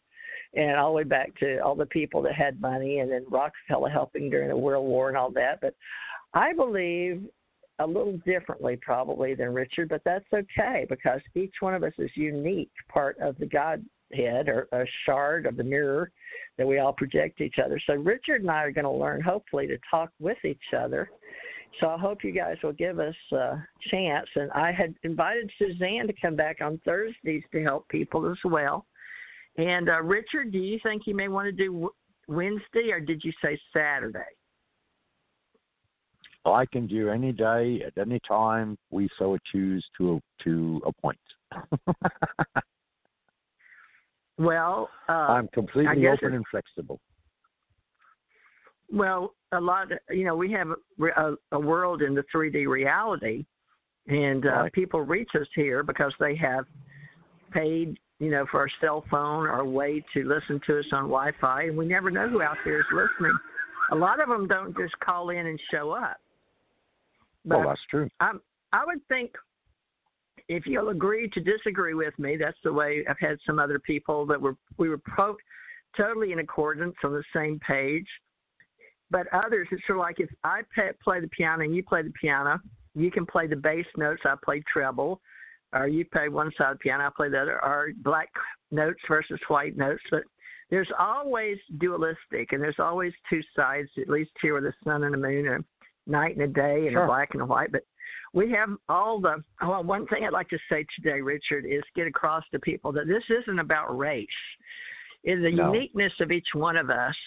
When we come down here, wherever you think, maybe up here for some people, when you hit this ball that's spinning through this huge place in space, and we go boom. And I know when I hit my body when I died, I came in whoosh, And I came up off the gurney, but I was an adult when I had my fourth daughter and died and came back in my body. But I usually work with people that, excuse me, I've got to swallow. I like to work with people that are building. They're co-creators. They know they're a creator. They know they're here to help. And they're part of the group that's helping us ascend. So my key word, and I got that from Thor's lightning that hit the ground, split a tree, didn't give me a hammer, damn it, but shouldn't say that word, especially on Sunday. But I will do my best to keep us vigilant that we can share some time, Richard. Wednesdays and Sundays in my country, folks, I don't know how many countries we've got anymore. They've been making so many new ones. I think there's 189 in the International Monetary Fund. But globally, I'm doing all I can to put some educational videos out there for you to give you an idea of who I am and what I'm trying to create with others. But Richard liked one of my brands and called me from LinkedIn, and he and I did a couple of shows for Janet, which y'all know. She's been with me on this show for years and years. And she's taken a hiatus off for this month. She may return next month. But she's working on some new books and some new websites and videos. And Richard and I will be. But this was our first day. And I think, Richard, we did pretty good. But I just want you to be okay with the fact that you may, like, I use the word soul and spirit separately than you do, but also different than Tommy. So I think of my soul like an oversoul, but also that was like Jane Roberts, one of the first things I read about an oversoul. But channeling your higher self. And then in Hollywood, they say channeling and reading. They use a lot of terms. But it'll be okay, Richard, won't it? Because we can set up our own dictionary or Wikipedia or wiki, folks. Because there's plenty of them out there. Well, let's do Wednesdays for mini readings, if that's okay with you.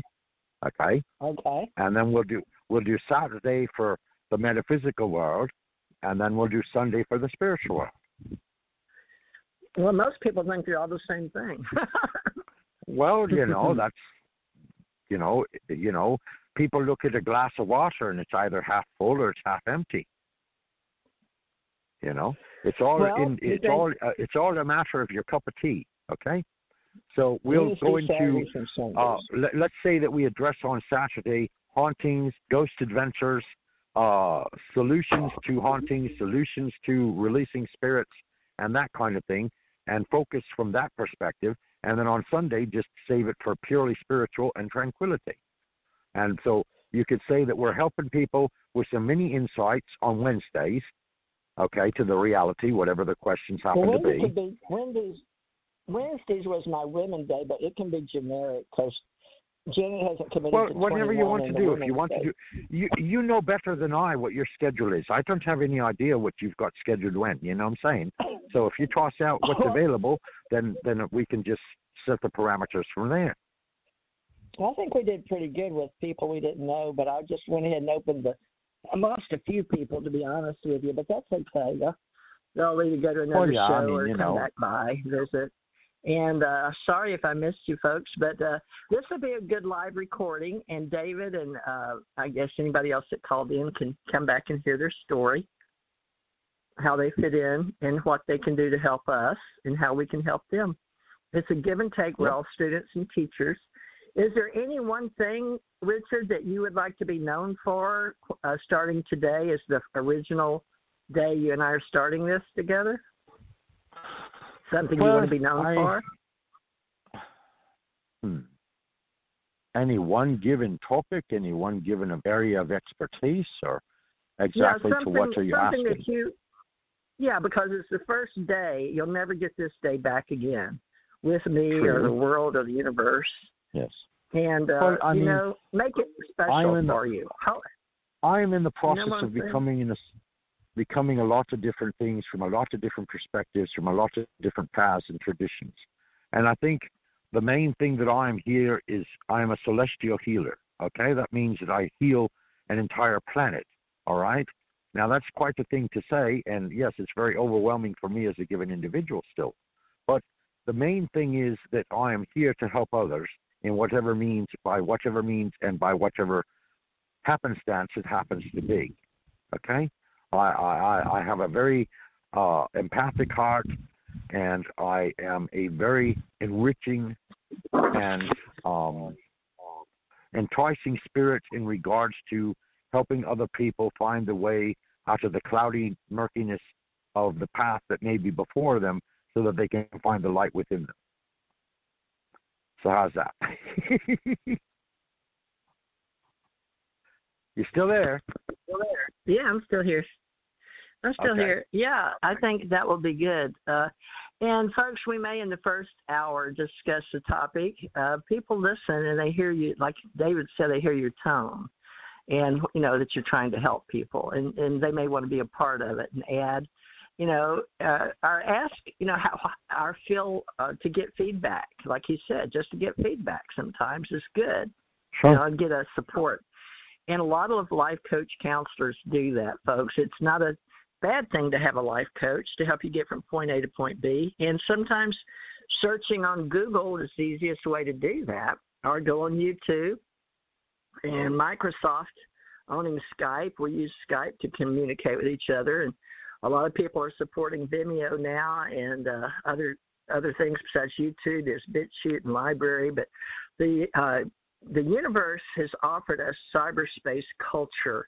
And now it's going to be about splintering into like educational pathways, medical pathways, corporate pathways, because now we're all entangled. And it actually began in an educational type of communication. I needed it to get in touch with my people from Hawaii back when the government was just installing from Wayne to Microsoft in Hawaii, but I needed it to communicate with my offices in California and New York and Dallas, and see what my stock was in Atlanta, Georgia. So I could see the potential for this space, and I had done an Eco Expo, and we're doing a new network, and people want to be a part of the World Information Network. So in a way, when you think and visualize something that you need, we're not supposed to have needs, wants, and desires in this reality if we're truly blissful. But, of course, if we're having food, clothing, shelter met. But, logically, why are we here? And that's supposed to be your soul journey or your spiritual journey. And Richard and I will do our best to come up with some best definitions and maybe write our own words. It may take a while, and also a directory of people that we can refer you to.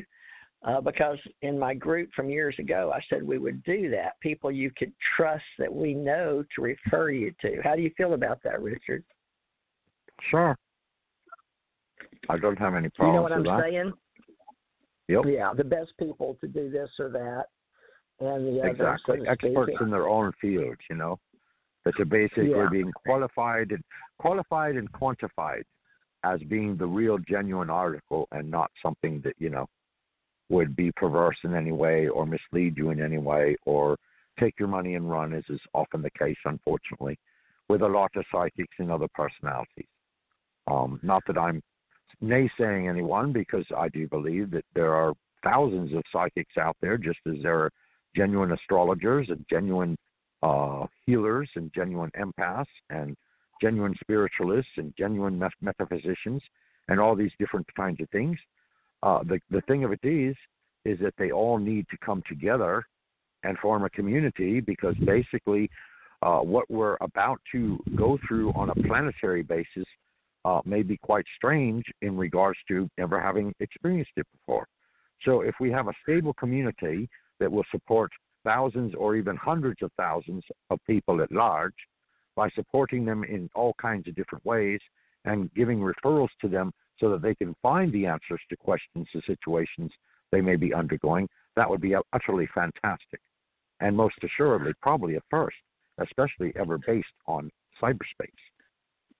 Well, I think I may leave Fridays for ufology and alienology, so we can discuss those of other universes or even in our solar system or other planets. And a lot of people, extra biological entities, they ask questions they may have not had our expertise in working with the government or as government contractors. But we do have a group of people, mostly they're people that I know, or some of them are coming out, and we have a lot of people that have been working a lot in the military that have gotten out, and they have skills now, and they'd like to use them as well. But many of us do readings and remote viewings and some detective work. So, it just depends on your expertise. And Richard and I both have a little bit of all. That's one thing that was interesting about us meeting. We have a lot of similarities, but we're close to the same age, but not quite. A few years in between. So. Yes. Now, Richard, we've only got 13 minutes left, which I feel like we've been talking. I haven't done 2 hours in a while, but it does seem longer when people don't call in, but they weren't expecting us to be here. So we got quite a few for the day crew on a Sunday, and without me putting anything about readings. So I just turn them on because they know that that's usually what I do. So, but, if you like this time, folks, 5 to 7, Richard T. Knight. Now, Richard, you want to tell people how they can find you and social media, because I'm putting you up on tjmars.us and my ACIR radio and places like that I already have with your permission. But we've got to decide that. So do you want to use spirituality and tranquility Gmail for now? Sure, that would be great. Well, go ahead and also they can reach out to me on both LinkedIn and they can reach out to me on Facebook. My profile on Facebook is basically a picture of the Archangel Michael standing holding his sword, which is pointed to the ground. And that's my profile picture. Because from what I understand, there's a lot of Richard Knights out there, surprisingly. Matter of fact, I ran across one that is on Facebook that lives in the UK, and his life is parallel to mine in that he's offering a lot of the same services that I offer as far as guiding people on their own path and helping them to ascend and all this kind of good positive stuff. And he probably is going to be shocked and surprised that he exists and I exist, and we have never met. So are you going to? But they also say that everybody has a doppelganger, Yeah. Well, that's good. There are a lot of people. You may think you have the only name, but you walk into a casino anywhere in the country, which I have after I drove around the country for almost 10 years. But, and it was everybody would tell me how many. I was like, why does it take us so long? Well, there's a lot of Teresa Morrises. So, names are out there, and a lot of them more so than others. But you wouldn't think people had a lot of Richard T. Knights. Does he have the T, or is it just Richard Knight? He doesn't have the T. So that's why I wanted you to distinguish me today using the T that stands for the middle name Thomas, you see. Okay. Well, okay. I've got Richard T. Knight, and that's a good reason to right there. Anything that can help distinguish you in cyberspace in the beginning, but that'll be a big help. And spiritual consultant, counselor, pastor is the way they like to talk about in the hospitals when we go to bless people or give them their last rites, so it's a good solace for the family. And we've done a lot of definitely a healer, a Reiki grandmaster in 5 disciplines of Reiki. So, I mean, things in a lot of different circles, in a lot of different traditions, thousands and thousands of hats, because I, too, am a very, very old soul. And as we go forward, you'll be able to hear the classes that we're going to hopefully give in various disciplines. A lot of people, folks, are going to be teaching now. There's a lot of free open source ways to do it, help yourself, self-help. And my books on Amazon are under mysticism, and which is funny, I think. I don't call myself New Age, but Richard's going to be working on at least 3 books, but he's got one. You've got your biography almost done, right? Yes, but of course it's not looked upon as my biography because it is actually would be classified almost as science fiction because the tale that is told is like a cross between Dr. Strange and the Green Lantern because that's the kind of life I've experienced. Yes, now down deep, of course, it is in fact my biography, but we wanted categorized as fiction, not non-fiction. Really? So you're going to do your story as because it's too unbelievable in human form. Yeah, exactly. Yeah, there's too many supernatural, paranormal events, psi events, UFO events, all kinds of events that would be normally considered too far out there for a regular human being to encounter. So therefore, yes, it's being done on the auspices of fiction rather than non-fiction. Okay, based on truth. That's sort of what me and my husband did with our first books, too, because it was really interestingly different on the extraterrestrial world. Well, Richard, with the last... I also wanted to produce a suggestion that we could create a show called The Night Trekker, and this would basically be all about paranormal and supernatural events. Perhaps that would be what you would want to launch on a Saturday. I don't know. Again, it depends on your scheduling and what you have already involved and so forth. I will also be coming out with a mini-series of books that are probably going to be, 20, 30 pages long at the very most, and these will ideally give in outline form and in actual event form, drawing the reader into actually supernatural and paranormal events that transpired between myself and numerous entities while I resided in New Orleans for 10 years. So those are going to be my main focus. Yeah, people don't know all the history of your background, but I love the New Orleans stories. And we do need one that has, for the stories around the campfire and the vampire, werewolf, Bourbon Street witches type of stuff, because that's a lot of fun, folks. And I mean that in a good intention because it's a spiritual show. But we all do know that everything's not just one way or the other in this reality because we didn't make it that way. And I believe, how would we know things if we don't experience some reality that we learn that way? So that, why did bad things happen to good people? It's an education. It's to learn what not to do in a soul form, I guess. What you don't want to do when you're in a 3D reality and a biological. I guess we're teaching our AI before they come here, I think we've done this before. Richard, do you think the past, present, and future are all happening like parallel dimensions? Say again? I caught the last part. Do you think the past, present, and future is happening in the now? Yes, I do. It's like parallel, because I've always felt like I do indeed. Simply because the past naturally gave us the foundation of who we are. The present, of course, gives us the aspect of knowing who we are and how we outlook on the world. And then, of course, the future itself is what we're creating moment by moment.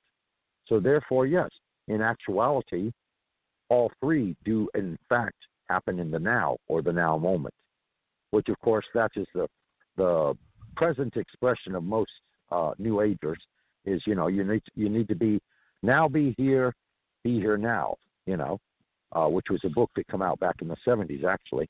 But, of course, that whole venue of thought and way of looking at things is being revamped. The new wave motion and movement right now is be here in the now. Live in the now moment. In other words, completely disassociate from anything in the past that would hold you back, anything in the present that is attempting to subdue you, or anything in the future that may put a bent in your situation that you might want to avoid. Well, I look forward to reading your books and hearing your conversations with other humans in the future. So we'll have to come up with something if people want to share the dark side, too. Not one of my favorite things, but I never like to watch scary movies. But Science fiction and fantasy. I do love space books, though, anything to do with space and extraterrestrials and UFOs, and those that I believe have always been here that help us grow. But most of the people listening to on Sundays want to think more of the angelic, extraterrestrial, and your oversoul and your guardian angel and all of that. But at the same time, things do happen on this planet. Maybe not other planets. Maybe not underground, and maybe not over Earth. We don't know. We'll see how we all endless start having this possibilities. ascension. This tranquility, though, Sundays are about resetting your day, your week, being good, helping others, and doing your best to think about your own soul. And that we're only visiting here, folks. This is a temporary situation. That's the one thing that after you're old enough to start knowing about life, well, maybe children, but we're going to keep this to 18 and above, just for the safety of virtual reality, in case we say one of those words we shouldn't. But hopefully, Ascension Spiritual Tranquility and our Ascension Church Ohana will become one and the same. But we have a nonprofit number. Whether we get money in the next 2 or 3 years to make it real, that will depend on those of you that want to join us and make something happen. And hopefully you'll enjoy what we're doing. I can be reached at tjmarsagency@gmail.com. It's the easiest. I'll make it agency because I've got all these GoDaddy mailboxes. And for different companies, American Communication Online is the main company. But my ministries is the one that sponsors today, Teresa J. Morris Ministries, because of the spiritual aspects. And we began this 2012 on a Sunday. Well, Richard, it's been a pretty good day with you. I would say that this was a successful show. Do you think it was successful? Oh, most assuredly. I mean, we had unexpected call-ins, which we weren't advertising and we didn't expect at all. And I think we addressed their situations to the best of our ability.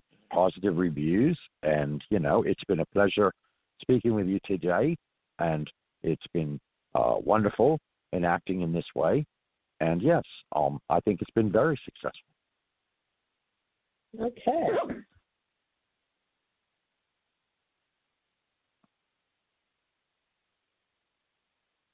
So shall we close out on a positive note then? Take it away, TJ. TJ, are you there? Yeah, Richard, can you hear me? Is there anything you'd like? I hear you. Go ahead. Anything you'd like to say? Well, in closing, Go ahead. Yeah, go ahead. I want to hear your closing. This is the first time. Mm-hmm. In closing, we appreciate all our audience members, no matter where you be, far and wide around the world. We appreciate you all that you've gathered here for this moment, in this time and space. And we welcome your heartfelt comments and your heartfelt experiences to be shared with us at some future point, if not today, perhaps another day. And in turn, we welcome all of you as one family, one race of mankind, all equal. May we all pursue justice, equality, happiness, and bliss on both the spiritual as well as a physical, emotional, mental level, so that in turn we all come to a junction of harmony, peace, and the age of Aquarius.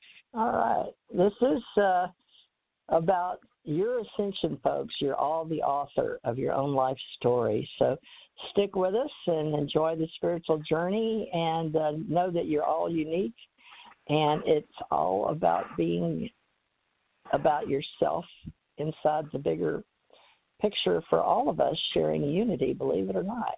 So it's all about the in and the out. We all have an inner and an outer peace, and we're going to call that Ascension Spiritual Tranquility tonight. So love and light. And Richard, you did great your first show with me, and I'm sure we'll enjoy the future. I plan on it. So good night, Richard. I guess we'll talk to you Wednesday then, 5 to 7. Is that correct? Wednesday. Sounds good with me.